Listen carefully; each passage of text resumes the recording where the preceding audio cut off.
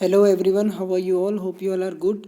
सो आज हम डिस्कस करने जा रहे हैं डीएसएसबी का 2014 का क्वेश्चन पेपर।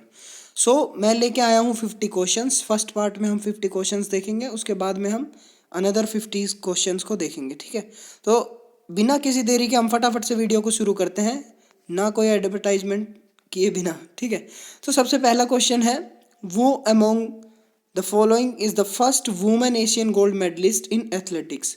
मतलब कि इनमें से पहली कौन सी ऐसी महिला है जो कि गोल्ड मेडलिस्ट है एशियन गेम्स में। एशियन गेम्स सबसे पहले दिल्ली में हुए थे, आपको बता दूं। तो ये कमलजीत सिंधु है जो फर्स्ट वुमेन। नेक्स्ट हमारा क्वेश्चन है, where were the first SAF game, मतलब साउथ एशियन फेडरेशन गेम्स जो हमारे होते हैं सैफ गेम्स, वो कहाँ हुए थे सबसे पहले? तो ये हुए थे नेपाल में, काठमांडू है नेपाल की राजधानी। थर्ड क्वेश्चन हम ले लेते हैं।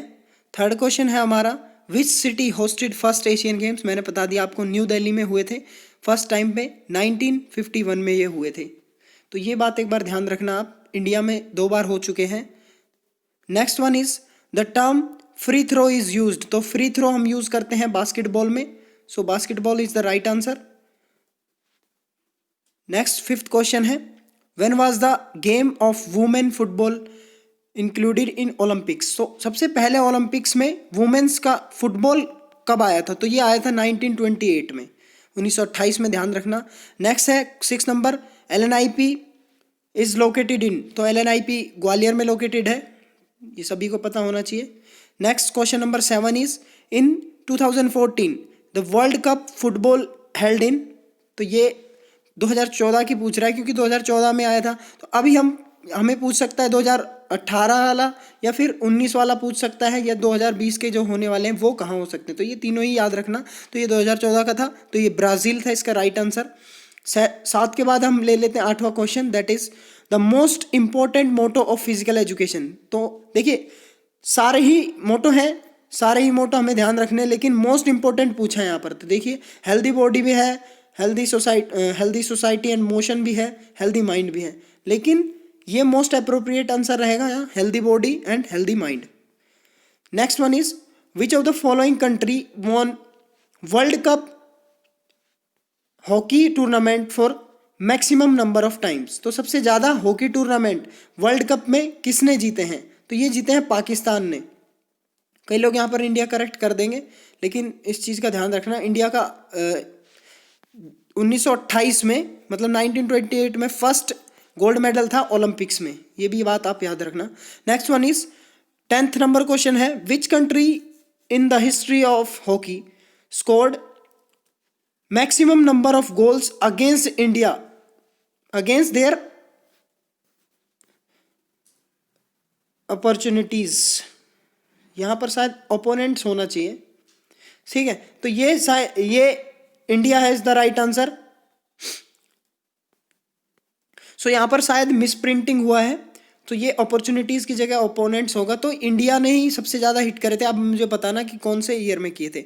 नेक्स्ट क्वेश्चन नंबर 11 है, intramural programme creates in student the sense of. तो आपको एक बात बता दूं मैं, 2 टाइप के टूर्नामेंट होते हैं, एक होते हैं आपके इंट्रामोरल और एक होते हैं आपके एक्स्ट्रामोरल।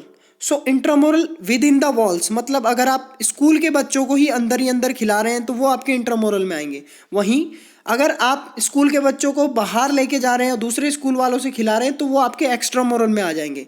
यही बड़े फील्ड में हो सकता है। अगर आप इंडिया के लेवल में देखें तो इंट्रामोरल, अगर आप ऐसे देख सकते हैं कि कॉलेज के अंदर अगर कोई हो रहे हैं टूर्नामेंट तो वो इंट्रामोरल में आएंगे, लेकिन वहीं इंटर यूनिवर्सिटी जो आपकी होती है, ऑल इंडिया यूनिवर्सिटी, वो आपके एक्स्ट्रामोरल में आ सकते हैं। ठीक है, तो इस चीज़ का ध्यान रखना, नेशनल्स वगैरह ये सब आते हैं। इंट्रामोरल प्रोग्राम क्या चीज़ ज़्यादा डेवलप करते हैं? तो ये देखिए, इन्वॉल्वमेंट मेन थिंग होती है, इन्वॉल्वमेंट, क्योंकि हर बच्चे को खिलाना, हर बच्चे का इन्वॉल्वमेंट जरूरी होता है स्कूल्स में भी। ठीक है, ताकि इंटरेस्ट उनका बढ़े। Next one is question number 12, which of the following is the first step in sports program. तो फर्स्ट स्टेप क्या रहता है? प्लानिंग, आपको पता होगा, सबसे पहले प्लानिंग रहता है। ठीक है, फिर बाद में आपके जितने भी हैं स्टाफिंग, डायरेक्टिंग और ये बजटिंग वाले जितने भी हैं सारे बाद में आते हैं।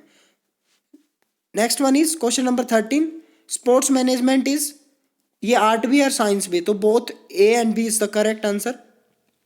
क्वेश्चन नंबर 14 है आपका, which of the following does not come under the previous preview of, so preview of your constraint identification of sports management. So right answer आपका हो जाएगा option number B, that is your physiological. Okay, so question number 15 पे हम पहुंच गए जल्दी से। Getting the right facts to the right people at the right time in the right way is called. So इसे ही कहा जाता है कि गेम मैनेजमेंट, मतलब कि सही लोगों के साथ सही समय पे और सही तरीके से, यही आपका है game management. The use of particular method of teaching depends upon, तो ये सारी टीचिंग डिपेंड करती है स्किल ऑफ टीचर पे, टीचर की कितनी कैपेबिलिटी है। देखिए सेक्स ऑफ टीचर पे कुछ नहीं है, क्या मेल हो चाहे फीमेल हो कोई भी पढ़ा सकता है, एज डिपेंड नहीं करती, क्योंकि आजकल आपको पता है 25 ईयर के में ही PhD कंप्लीट हो रही है लोगों की, और वो भी इतने अच्छे नॉलेजेबल हो रहे हैं जितने आपके 50 साल के प्रोफेसर भी नहीं है। ठीक है, क्योंकि आजकल सभी टेक्नोलॉजी का भी ज़माना है। एक्सपीरियंस की बात नहीं कर रहा हूँ, एक्सपीरियंस तो नो डाउट 50 ईयर्स का जो प्रोफेसर है उसका जो एक्सपीरियंस है वो अलग ही रहेगा। ठीक है, तो यहाँ पर बात हो रही है कि नॉलेज की। Next one is the free hand activity generally done in, so free hand activity जो भी आपकी होती है नॉर्मली उसे कैलेस्थेनिक्स एक्सरसाइज बोलते हैं। ठीक है, मेनली आपने देखा भी होगा। सो कैलेस्थेनिक्स प्लायोमेट्रिक आपकी होती है, जितनी भी आपकी जंपिंग वगैरह होती हैं। ठीक है, ये एक्सप्लोजिव स्ट्रेंथ के लिए होती है। ड्रिल एंड मार्चिंग आपको पता ही है, और वेट ट्रेनिंग आपकी वेट के साथ होती है, तो ये फ्री हैंड एक्टिविटी हो ही नहीं सकती। Next one is which of the following is not a principle of lesson planning. So lesson planning के ये सारे प्रिंसिपल है, age and sex, progression, warming up, ये तो तीनों बेसिकली रहते ही हैं।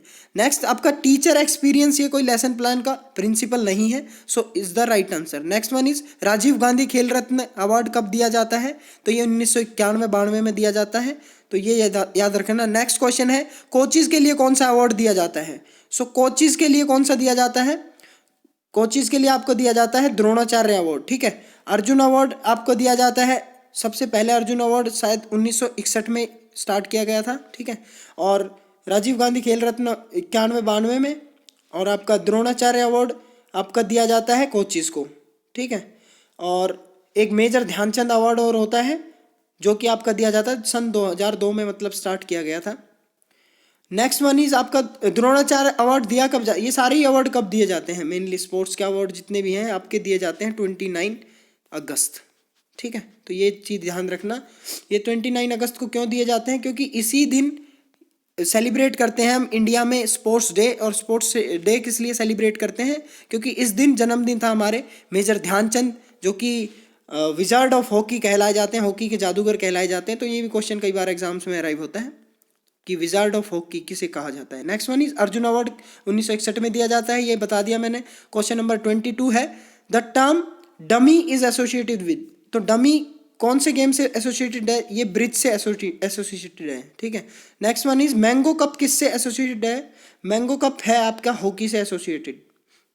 Next one is which of the following is the oldest sports in India, तो स्पोर्ट्स ओल्डेस्ट तो ये आपका रेसलिंग ही हो जाएगा, आपको पता है पुराने जमाने में महाभारत के टाइम से भी आप सुनते आ रहे होंगे। नेक्स्ट वन इज द खो, मतलब जो खो खो गेम में खो का मीनिंग क्या है, तो ये खो खो का मीनिंग क्या है, ये नहीं मतलब कौन से वर्ड से लिया गया है, तो ये लिया गया आपका मराठी लैंग्वेज से। Next one is question number 26 when was school games, मतलब SGFI जो है आपका वो कब बना था, ये बना था 1954 में। और नेक्स्ट है हाईएस्ट, पूरे वर्ल्ड में हाईएस्ट क्रिकेट ग्राउंड कहाँ एसोसिएटेड है, मतलब कहाँ सिचुएटेड है, तो ये आपका है चील में, तो ये याद रखना चील कंट्री है। Next one is Karnam Malleswari, जो वेट लिफ्टर है वो कौन से स्टेट से बिलोंग करती है, तो वो करती है आंध्र प्रदेश से, तो ये याद रखना आंध्र प्रदेश से। और ये पहली महिला है जिन्होंने ओलंपिक में मेडल जीता है इंडिया के लिए, ये याद रखना। Next one is which of the following games has the largest playing area, तो सबसे बड़ा प्लेइंग एरिया कौन सा होता है, देखिए फुटबॉल का आपको पता है आपने देखा होगा, बास्केटबॉल का भी देखा होगा, हॉकी का भी देखा होगा, लेकिन आपने देखा होगा कि पोलो का सबसे ज़्यादा बड़ा रहता है। यहाँ पर घुड़सवार रहते हैं जो पूरे, और उनके लिए ज़्यादा जगह भी चाहिए, सब पता है आपको। Next one is, in which of the following countries is the headquarter of physical education Congress, world physical education Congress, ठीक है। तो ये एसोसिएटेड है यूएसए में, तो यूएसए मतलब United state of America. Next one is question number 31, with which sports is the Oval stadium associated, Oval shape में किसका रहता है? तो आपको पता होगा क्रिकेट है जिसका ओवल शेप में रहता है, ठीक है। नेक्स्ट वन इज, एंटीना कौन से स्पोर्ट्स में यूज किया जाता है? तो ये आपने देखा होगा वॉलीबॉल में, जैसे ये वॉलीबॉल का नेट है, ठीक है, सपोज करिए ये वॉलीबॉल का आपका नेट है। अब यहाँ पर नेट के जो दोनों तरफ पोल होते हैं, पोल के अंदर में, जैसे ये तो पोल हो गया, पोल के अंदर में ये इधर और इधर पूरे एंटीना बाहर निकले हुए होते हैं पूरे, ठीक है, ताकि उससे बाहर जो भी बॉल जाती है तो वो आउट मानी जाती है, इसलिए ये एंटीना का यूज किया जाता है। Next one is, the term yorker is used in, तो यॉर्कर शब्द कौन से खेल में यूज होता है? तो ये क्रिकेट में यूज होता है। आपको पता है यॉर्कर बॉल कराई जाती है, जो कि मेनली बहुत ही स्किलफुल एक कह सकते हैं टेक्निक है। Next one is, the name of Tiger Woods, तो टाइगर वुड्स कौन से गेम से रिलेटेड है? तो ये गोल्फ से रिलेटेड है, बहुत ही अमीर खिलाड़ी हैं ये टाइगर वुड्स, टॉप 10 में आते हैं ये पूरे वर्ल्ड में खिलाड़ियों के, अगर माना जाए तो economically. Next one is 35 question number है आपका, जो साई है ये कब बना था? तो स्पोर्ट्स अथॉरिटी ऑफ इंडिया, ठीक है, ये साई की फुल फॉर्म है, ये 1984 में बना था आपका। Next one is, who among the following become the first Indian to win grand slam, तो ग्रैंड स्लैम आपको पता है Mahesh Bhupathi is the right answer.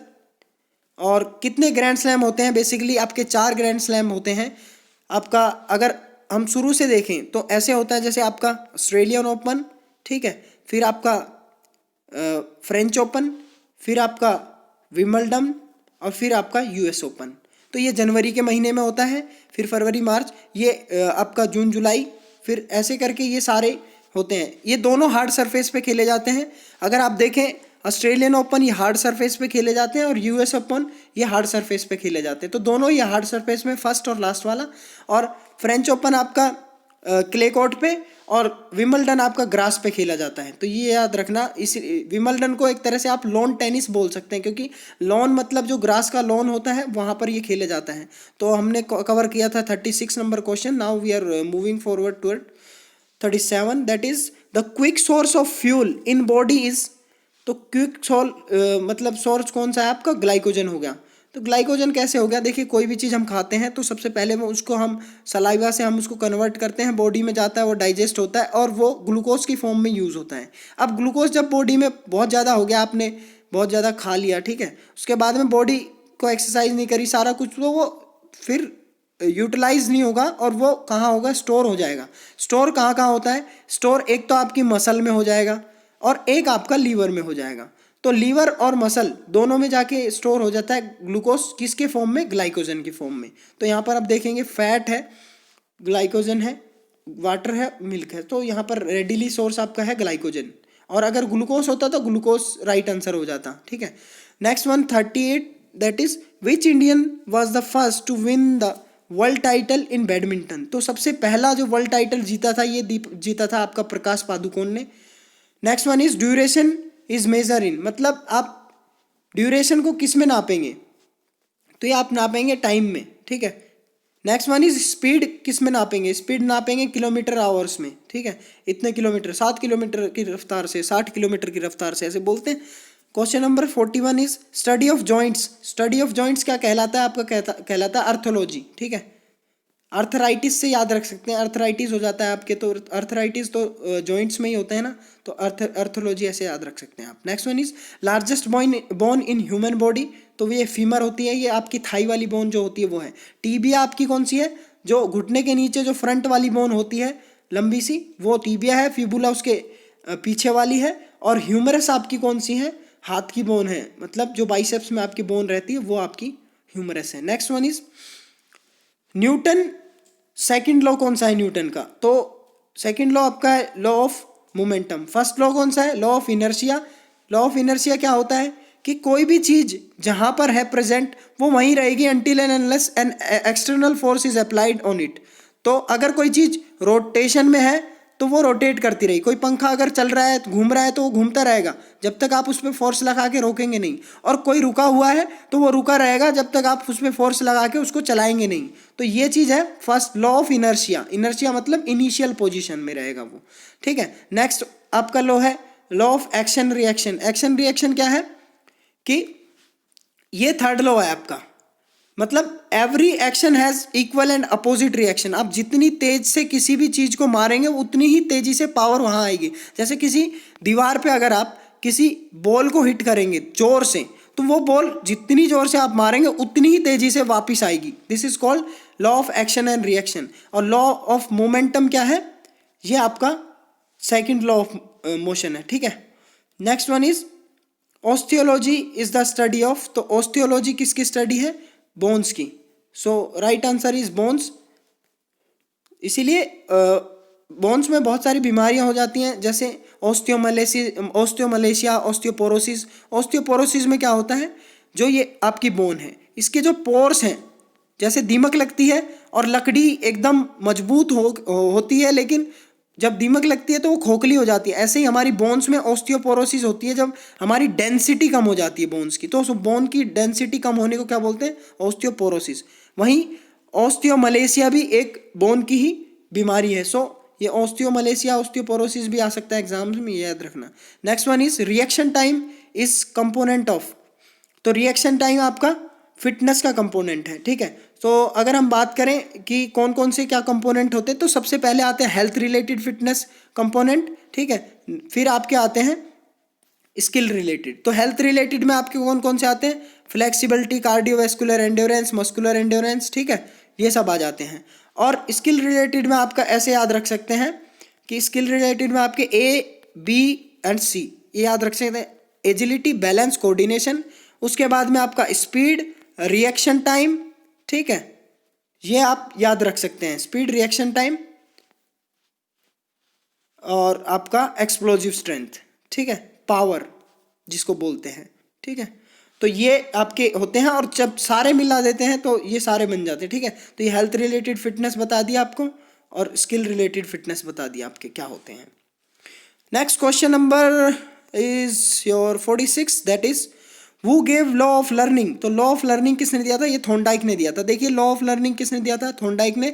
तो एक बिल्ली थी, उस पर थॉर्नडाइक ने क्या करा, एक्सपेरिमेंट करा कि ये बिल्ली कैसे मतलब काम कर रही है या फिर कैसे क्या है, इसके सीखने का तरीका कैसे है। तो उस बिल्ली को उसने एक पिंजरे में बंद कर दिया और बाहर खाना रख दिया, ठीक है। और उसने क्या किया कि जब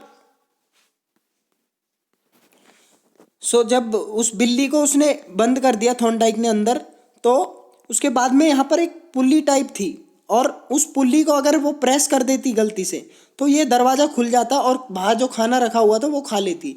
लेकिन उसने बहुत ट्राई करा, ट्राई करने के बाद बहुत देर बाद वो खुला। लेकिन उसने जब देखा थॉर्नडाइक ने कि जब एक बार ये एक्सपेरिमेंट करा तो उसको 10 मिनट लगे थे, लेकिन धीरे धीरे, ये एक्सपेक्टेड टाइम बता रहा हूँ, धीरे धीरे टाइम अपने आप कम होता गया और वो फिर तुरंत सीख गई और फिर एक ही सेकंड में बिल्ली अपने आप ही उसको दबा देती थी और बाहर निकल आती थी। इसको सीखने का नियम एक तरह से कह सकते हैं थॉर्नडाइक ने दिया था, ठीक है।